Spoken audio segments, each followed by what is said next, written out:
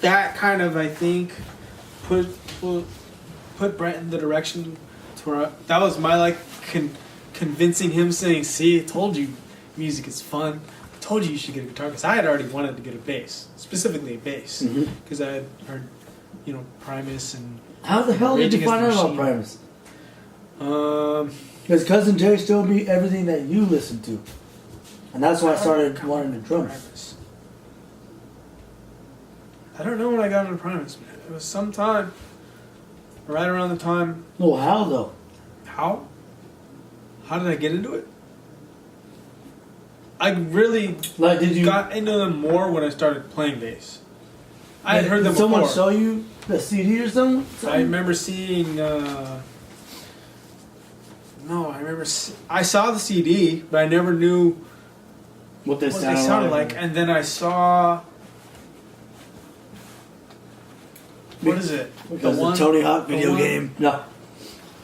Yeah, well, it was a Tony Hawk video game. But before that, there was Tales from the Punch Bowl. Mm-hmm. And they used to still play fucking music videos on MTV. And they had fucking that weird video of... Southbound Pachyderm. Not Southbound Pachyderm, the other one. Big Bob Beaver, yeah. I remember seeing that. And then I kind of just like dove into it more once I got a bass. Started downloading it and going, oh man. Just like you were talking about, I think, on one of your videos about Iron Maiden. When you got into them, you were like, damn, this is fucking crazy what they're doing on the guitar and the riffs they're doing. At 12 years old, you're like, how the fuck are they doing that? And then you're able to, once you're able to pick up the guitar and play it, you go, oh, that's how they're doing it. Exactly. You know what I mean? But before you even know how to do all that, it's just like crazy fucking. It comes like crashes of waves. It's still cool, but as a kid, you're like trying to like comprehend it. Mm-hmm. That's how it was for Primus and me. I was like, holy fuck, what is some of the shit that he's doing? Be Quick or Be Dead, that song by Iron Maiden. I heard it. It was a rainy fucking day. Walking to Piedmont Middle School. Rainy Haddles? Rainy Haddle day. Yeah. I was walking to school in the rain, and then someone let me borrow their Iron Maiden CD, and then it goes. It's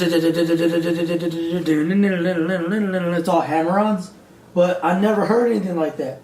Ever. Then it goes. Just kidding, that's Pantera. No, that's fucking.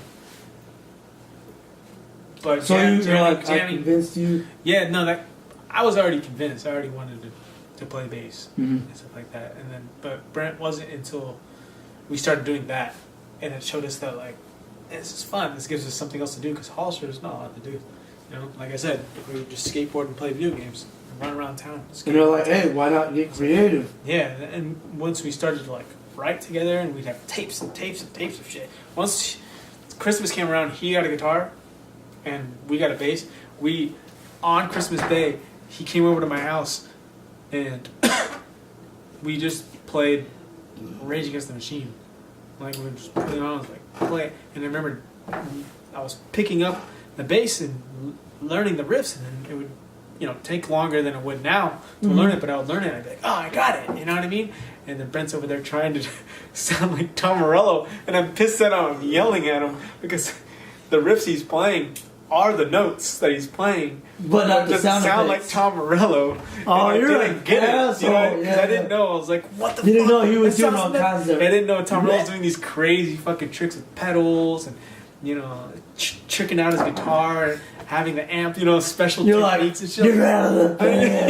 The first day. How is it that I'm able to fucking play the do and you can't do the not knowing that Tom Morello doing something. I'm trying over here, and I'm just like, I'm trying over here. After we would play like so much Rage Against the Machine, dude, and then after we got comfortable enough with like understanding music and the way that, especially with Rage, it's very basically structured. Mm-hmm. You know what I mean? It's very straightforward. Straightforward. We were kind of like, oh, that's how. I guess we were kind of just like, I guess that's how music is. Mm-hmm. Because we didn't know like jazz or anything at this point, and we were just like, oh, that's how music is. It's just intro, verse, and then the chorus. Hey, the that's intro, that's verse, the best shit sometimes. and then back in the chorus, and then a solo, and then boom, outro. So that's basically how we did every song, and we just jammed. Yep. And we did tapes and tapes and tapes of him on guitar, and sometime it'd go him on guitar, and I would sing, and then me on bass, and he would sing, and we'd switch off. And then it got to the point where, like, I would play guitar sometimes. Oh shit! And I wasn't, well, obviously wasn't very good at it, but I would like come up with something that's cool, and then he would sing, and we did just tapes and tapes of this shit. And then it just started. After that, there were some of those songs, and then we would play them with Devin. And then How did that come about? Devin, we met him at the high school. Well, we knew Remy. Oh, that's right. Brent wasn't in high school yet, and he was still in 8th grade, and I was a freshman. Oh And shit! I was new to the high school because I was sick of commuting to San Jose to go to St. Lawrence, and I basically pleaded to my parents at the time. I was just like, dude, do I have to go to St. Lawrence? Like after a semester, I was sick of it. I was sick of the commute Yeah. because I knew I sucked at school, and they're paying. I knew they're paying tuition for me. Yeah. Paying tuition for me for what? I fucking suck. I was like, can I just go to the local school here? And they're like, yeah. I was like, You're like, I was like, fuck it. let's go. And then it was a trip though, you know, it was like a big school. There's 2 campuses. Oh fuck! That's how big it is. I think it's one of the biggest schools in Northern California, if I'm not In Hollister? mistaken. Yeah, in Jesus. Hollister. San Diego High is huge. You gotta cross the street to like go to another class sometimes. Damn. Independence might be bigger. I think Independence is probably the biggest. But anyway, it Was it a had a community block college? schedule too. So it was like 3 subjects a day, but they were long. No, I hate those.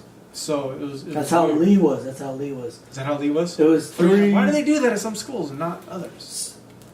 It's actually kind of better if you think about it. I think I didn't mind it because it gave me like Because you know more those. time to focus on my homework, which I Exactly. never really did that much anyway. But Hey, I didn't like school. I hated it, but you know what I mean. It's like we're human beings. We're not fucking robots. You know what I mean? Like this school education system. When was it created? Not that long ago. Did humans do okay without education? Yes, we did. That's how we're fucking here. yeah, You know what I mean? Being a fucking entrepreneur, starting your own business or doing music, I think far exceeds education for a lifestyle that you want to live. But if you want to live a lifestyle of being a doctor or being someone else and that type of thing, then school is perfect for you. I don't have any. Yeah. I don't want to be a doctor. I don't No? want to be a fucking dentist. No? No. Oh. I don't want to be none of that. So school is not in my choice. I had to tell myself because I had to really tell myself, like, because I thought there's always this dark cloud over my head saying like, you're not gonna amount to shit. You're not going to college. You don't like school. You're not good. I did get my high school diploma, but then it's like, I always thought to be successful, quote unquote, you have to go to college, because that's everyone says that. Everyone's like, The oh, system makes it more, the percentage is higher for the way the system is. yeah, The way the system is built in America is if you get a high school diploma and then you get a college degree and you get married, yes, and then after you get married you have a kid. yep, Well, obviously you get a job after you get a degree, then you get married, then you have a kid. Stable job. Order. Yeah, a stable job with the degree that you achieved, and then you have a child or 2 after marriage. yes, Then everything kind of systematically falls in place because marriage is within the government. I don't think marriage should be, I don't think it should be federal at all. I don't think yeah. the government should be involved in marriage at all, but that's just me. Because there's a lot of fucking money to be saved and a lot of money to be made. But if a if you divorce want happens, to do the system correctly, that's what you do. There's no saying that you can't go against the system and succeed. You could still be very successful and not go to college and get a degree, but always like that, like don't fucking like pop out fucking 8 kids with 3 different women and then fucking work as a fucking, you know, shoe salesman. You know what I mean? And then complain about society's out to get me. I live in Section 8 housing. Da da da da da. Yeah, that's the shit yeah, that I that's talk why you about. live in Section 8 housing off food stamps, because you're irresponsible. You fucking moron. Anyway, I don't want to get too. No, that's true. I talk about that all the time. It's like there's to a point, like you said, if someone, but that's all in the mind. They're a victim mindset. Yeah, they create. I used to like, be in that victim mindset. I used to be like that. They create that. Like, there was something. It's not taking responsibility for your own actions. Therefore, you must cast blame on society and other people. But in reality, you're the one causing it. You're the one out there having. And I'll go on. 6, 7 fucking kids by 3 different baby daddies, going out there taking all kinds of fucking welfare checks and all that shit. But when it comes down to it, you should not even have one kid in the first place because you're not emotionally stable. Mm-hmm. Someone who has like, I know a couple people. I know someone, you know, they 6 kids, 7 kids, different daddies, and it's like, you're fucking up. They're complaining about like, oh, I gotta work 2 jobs to pay child support. And, yeah, I gotta live with these shitty roommates. And it's like, dude, you created this lifestyle with the decisions you made. Now, the first time you had a kid, and don't blame the government either. Bitch. Don't blame the government either. That's like when there's the government's out to get me. It's like, no, the they're government not. Wants to keep me down. It's like, yeah, well, yeah, because you keep sucking from their tit. You keep bottom feeding from the titty. They want to. I mean, they want to keep you at the bottom. Not really, but if you're comfortable at the bottom, you'll stay at the bottom. You'll forever. stay at the bottom because the lifestyle that you've created for yourself. You know what I mean? Exactly. There's this fucking interesting. You know Santi Gold? No. She's kind of like she's similar to MIA style music. Oh, Santi. She's American though. You've probably heard some of her stuff while we've kicked it. And you know, she's black American, you know. And I'm a fan of her music, but you know, she put this up on her Instagram. I'll play it real quick. Hold on. Oh, she's wearing like an orange thingy, right? No. Or no, that was MIA posted. Oh wait, what? Oh no. Yeah, that was just like some of the cool lyrics that I thought.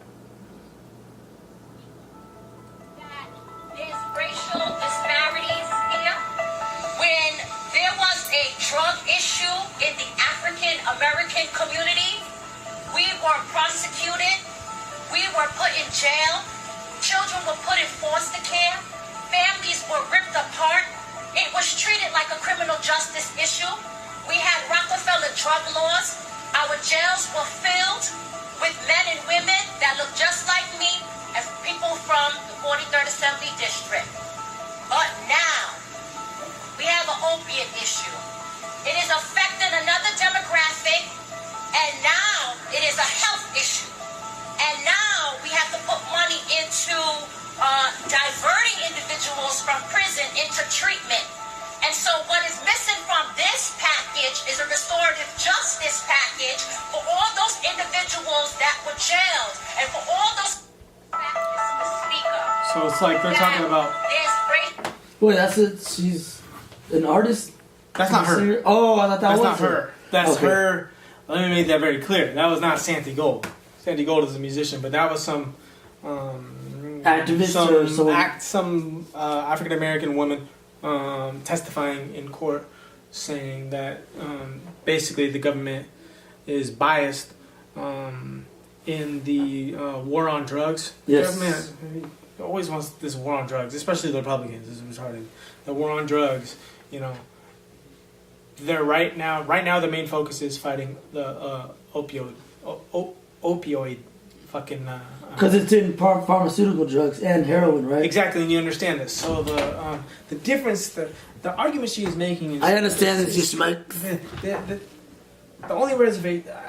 It's true what she's saying.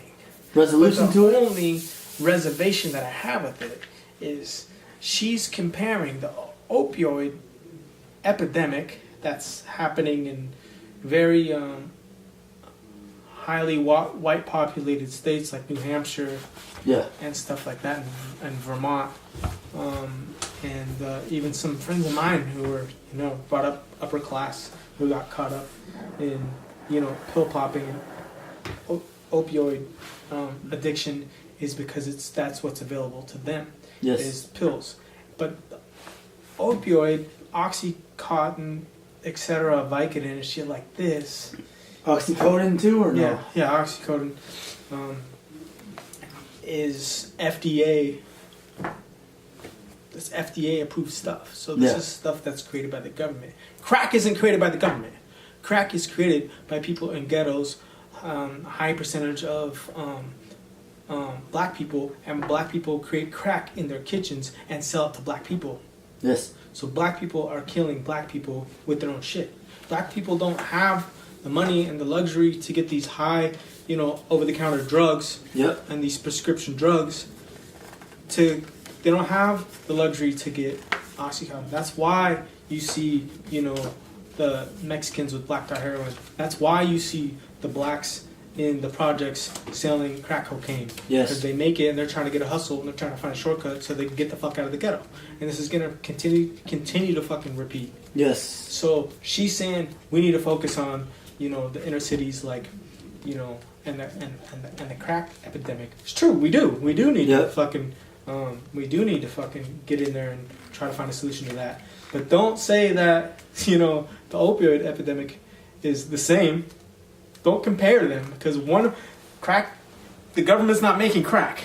Yeah. The FDA is, and the FDA is government issued drugs. Yes. So the government has more responsibility and more control fighting an opioid epidemic than they do going to fight a crack epidemic. That's made If they go fight a crack epidemic, they got to go to black neighborhoods. Yes. And then you have black activists saying, you know, black brutality, Exactly. African American brutality, which is what this whole racial injustice thing is about. Here's one thing, guys. It's just like a whole fucking like thing that unravels. So the FDA and black people making crack in the kitchen is two entirely different things. Someone fucking was listening to my video with Blasphemous in the car, and then they asked her, like, because I was, hold on, let me fucking open this, because it's always the victim mindset. Yeah. But I know why. I have an idea why. I don't know exactly. Those aren't clean. Oh shit. What are you looking for? Just a knife. I got it right here. There is a very, very, very, I wouldn't say good reason, but there's a reason why the victim mindset is never going to go away for black folk. Because of the history of America? Exactly. Yeah. The history of America, that'll never go away. Imagine when people say, like, oh, you didn't have to go through it. And it's like, well, yeah, you know, it's not like fucking someone that's our age had to deal with that.